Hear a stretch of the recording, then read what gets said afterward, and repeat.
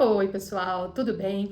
Tô aqui para fazer o segundo vídeo de perguntas de vocês lá no Instagram, tá? Vou responder suas perguntas. Sobre o transplante de medula óssea. Tô olhando aqui para ver no celular as perguntas de vocês. A primeira pergunta é quais as articulações que eu tive, né, necrose? Para ter indicação, eu tive no fêmur direito, esquerdo e joelho direito. E a única articulação que eu fiz no procedimento foi no quadril direito, né, no fêmur direito. Que eu cheguei a fazer descompressão, tem até aqui no canal, implante de células-tronco lá em Salvador. Aí as outras articulações estavam estáveis, né, mas assim, eu sinto a minha perna direita, que é bem dolorida. Mas resumindo, assim, no processo do TMO, a gente faz muitos exames. Eu fiz ressonâncias, né, pra ter certeza. Então, confirmou, claro, né, quadril direito e esquerdo, e aumentou mais um diagnóstico, que é no joelho esquerdo também. Então, portanto, eu tenho no fêmur direito, esquerdo, joelho direito, esquerdo. Não chega a ser muito joelho, assim, é bem ali no final do fêmur, sabe? Eu não sei nem explicar direito, porque eu ainda não fui muito atrás de como que eu vou tratar isso, né, que a prioridade agora é o transplante. Eu não fiz raio-x de ombro, porque ombro também costuma dar muito, né, ressonância, mas suspeito que pode ter também, então, porque assim, quando a gente tem muitas articulações com osteonecrose, a tendência é de ter em outros lugares. Então, isso mostra que foi uma decisão muito acertada fazer o transplante, porque realmente eu tenho como se fosse, é uma doença falciforme agressiva, né, então meu prognóstico, assim, seria muito grave. Pelo menos é o que tá me apresentando com esses diagnósticos, né. E já respondendo a pergunta que geralmente acontece, que não tá aqui, mas o transplante estabiliza isso, ele não volta aquilo que você perdeu, mas estabiliza, né? Então não piora muito, porque com a doença falciforme a tendência é piorar bastante. Qual foi a indicação para fazer o transplante? Então, basicamente, foi tudo isso que eu acabei de falar, que é a osteonecrose em mais de uma articulação principal, né? Que eles usam como joelho, o quadril, o ombro, que são as principais articulações, né, do nosso corpo, que causa muito sofrimento. Também deve ter em outros lugares, eu sei que eu tenho desgaste em coluna e tudo mais, mas as principais indicações foi essas que eu expliquei. E duas outras complicações que sempre me preocuparam, que já tem alguns anos, acho que desde 2020, que eu tive perca de microalbuminúria e proteinúria na urina. Que o rim é um órgão que também, todos os órgãos podem ser complicados, né, ter perca de função por conta da falciforme. E eu tive isso, principalmente meu rim direito, tive pedra, tive aumento do tamanho dele. Então era uma coisa que me preocupava muito, porque a longo prazo também era algo que com certeza ia me dar muito trabalho. E, por incrível que pareça, tudo no lado direito, né, no olho direito, eu tive um começo de retinopatia, tive um sangramento, então eu tratava também e acompanhava muito. Então, assim, não são, essas duas últimas que eu falei pra vocês não estão em protocolo, mas eram duas coisas que me preocupavam muito e eu levei pra médica, e aí juntou tudo isso, né, o meu futuro não seria lá no futuro, assim, supondo que eu não tivesse feito um transplante, com certeza, né, com certeza é pesado falar, mas eu teria que talvez fazer um transplante de rim, se precisasse, então, assim, eu sempre me preocupei muito com isso, então vamos tentar fazer esse transplante de medula, porque daí a gente estabiliza a doença e a gente vai lidar com aquilo que já aconteceu, né? Como eu falei antes, o transplante não cura isso que eu perdi, mas pode estabilizar. Tipo, do olho direito, o meu oftalmo já falou que os vasos que estavam bem fora de padrão, eles já estão ficando um pouquinho melhor, então isso já mostra que foi uma decisão acertada também fazer o transplante. Então, tudo isso é um quadro de cada paciente que você tem que conversar com a sua equipe, como vai ser o futuro, é tudo comparação de risco e benefício, aquilo de como que você vai lidar com a doença no futuro, entendeu? Você pretende engravidar? Quanto tempo após o transplante é recomendado? Isso é uma pergunta, assim, da minha amiga Tereza, bem difícil de te responder. Não é uma prioridade mais pra mim, já foi em outro tempo. A minha prioridade hoje é a minha vida, a minha felicidade, a minha saúde, né? Então, antes de fazer o transplante, essa pergunta vai dar bastante assunto. Eu poderia fazer congelamento de óvulos e tudo mais, só que não estava incluso no plano. Eu podia ter tentado na justiça pro plano fazer isso, mas não era uma prioridade de todo o coração, era correr com o transplante, porque eu queria o quanto antes fazer, já que tinha doador, já que estava com plano.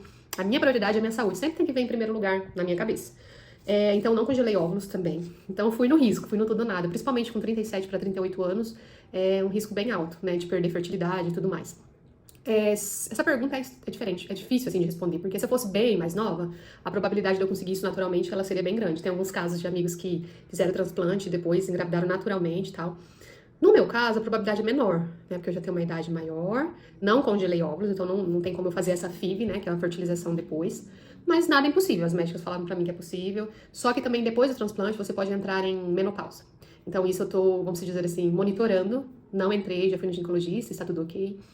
Mas a gente faz, no transplante é muito agressivo, né? Você faz quimioterapias, radioterapia de corpo todo. O que foi feito em mim, diferente, assim, para tentar preservar mais a saúde, mas também pode preservar um pouco da fertilidade, foi na radioterapia fazer proteção de ovário, para não atingir o ovário. E foi feito lá no GRAAC, né? Minha equipe é de pediatra, então o meu protocolo foi meio que de criança, assim, nossa, é uma graça. Então, a única prevenção que eu fiz na questão de fertilidade, mas também mais por saúde desse órgão, porque a questão hormonal, ela é muito, né, é importante para o corpo. Na radioterapia de corpo inteiro, a gente fez proteção de ovário. Só isso que foi feito. Mas, assim, hoje, pra mim, a prioridade é minha saúde, eu recuperar, eu viajar, ser feliz, sabe? Isso aí vai ficar pra depois, vai ficar nas mãos de Deus. Vai ficar tomando algum medicamento contínuo de antes ou vai parar? A tendência, o transplante de medula é o único transplante que você não toma imunossupressor para sempre. De órgão você tem que tomar, de órgãos físicos, né? A medula é um órgão líquido, né? Então a gente não toma. Não é por isso, né? Não é por essa diferença, mas a gente não toma o imunossupressor para sempre. Então a tendência é de que um ano, um pouquinho depois, eu pare de tomar todas as medicações do transplante. Hidroxureia não toma mais, né? O que eu tomo fora de transplante, assim, provavelmente eu vou continuar tomando. O que eu tomo pra tireoide, que a doença falciforme também alterou, eu tenho hipotireoidismo, eu tomo Puran. Então, provavelmente, essa medicação eu vou continuar. Tomo para o rim, aquela alteração que eu tive renal. Então, isso também, provavelmente, irei continuar. E anticoncepcional, que isso é uma questão de saúde ginecológica. Mas de transplante, a gente para de tomar sim. Existe transfusão de medula óssea para crianças? Em que situação pode fazer? Acho que ela quer dizer sobre transplante. Sim, né? A prioridade é fazer em criança, né? Os resultados mostram que em criança tudo é melhor. Então, situação que vocês faz é principalmente se tem um doador 100%, agora tá mudando muito, que pode ser um doador 50%, e se tem indicação, né? Se você tem algum tipo de comorbidade já. Só que isso vai mudar. Eu acho que a tendência é se fazer sem ter, né? Porque você esperar ter uma complicação grave é complicado, mas faz para criança sim, tá? Crise aguda demora muito a passar? Normalmente melhora e volta em outros locais a dor? Acho que ela tá perguntando sobre a falciforme. Sim, a crise de dor aguda, ela demora muito a passar e às vezes vai semanas, né? E ela vai melhorando bem aos poucos, né? Infelizmente é uma... E pode mudar, ela irradia, né? Ela perguntou que se volta em outros lugares, sim, a crise dolorosa ela pode ser no corpo todo, migrar para outros lugares, perna, coluna, né? Então a crise da doença falciforme é realmente muito impactante e ela pode migrar e demora muitos dias, sim, para passar mesmo com tratamento. Ela não passa de uma vez, infelizmente. Você quem foi atrás do transplante, alguma vez algum hemato falou sobre o assunto contigo? Nunca falaram pra mim, né? Nunca me indicaram, você não quer fazer o transplante? Vamos tentar fazer? Porque assim, sempre eu fui uma paciente que aos olhos da medicina respondeu bem, né? Sempre não, depois da hidroxureia eu digo. Mas, por isso que eu gosto de conversar aqui com vocês, é compartilhar informação. Eu tinha a informação de que eu tinha o direito a partir do momento da osteonecrose, né? A minha hemato, ela era muito conservadora, né, no público, e um outro hemato que eu ia no particular também é tratamento mais conservador, que é hidroxureia, a longo prazo. Só que quem convive com a doença, que tem essa ansiedade, essa ânsia, essa vontade de curar, né, de ter uma vida normal. Então, eu sempre fui muito atenta, fui eu que fui atrás, né, respondendo você, né. Eu sempre fui muito atenta a estudos internacionais, a evolução da medicina. Eu sempre acreditei em Deus que eu seria curada de uma forma ou de outra. E então, quando eu me vi com 2 osteonecrose limitada, muito debilitada emocionalmente, aí eu fui atrás, aí eu fui pesquisar, porque eu sabia que na medicina eu já tinha uma indicação. Aí, a partir do momento que eu encontrei um doador, aí eu sou daquela pessoa bem persistente quando quer alguma coisa. Então, eu vou contar mais em detalhes pra vocês, algumas equipes me negaram por alguns outros motivos, mas essa equipe que me aceitou de todo o coração, eu vou dever pra sempre gratidão, né? Sempre vou ser grata a ela. Então eu falo pra vocês, não desistam dos sonhos de vocês, e a gente, enquanto paciente, tem que ter essa voz ativa pra conversar com os médicos, sabe? A gente tem que saber as nossas indicações, tem que saber os nossos direitos. Eu acho muito importante a gente saber. E ir atrás, né? Ser um paciente ativo no seu tratamento. Você falou sobre esplenectomia em criança falciforme? Eu acho que eu já falei aqui no canal, a esplenectomia é a retirada do baço, né? No meu caso, eu não retirei, ele atrofia, né? Que a gente tem duas situações que acontecem na falciforme. Vou falar rapidinho. Ou você aumenta esse baço, que você precisa fazer a esplenectomia, porque é uma crise bem grave, principalmente em bebês, porque o baço, ele identifica as células falciforme como algo que ele tem que retirar, e daí ele tenta retirar tudo do seu organismo, então a criança pode falecer por falta de sangue no corpo. Então, daí é necessária a retirada desse baço, ou no caso, igual ao meu caso, ele vai se atrofiando, perdendo a função, atrofiando, e fica ali paradinho, mas ele não tem mais função, é o meu caso. Então, a gente também perde a imunidade, porque o baço ajuda muito. Aí você é considerado um paciente imunossuprimido.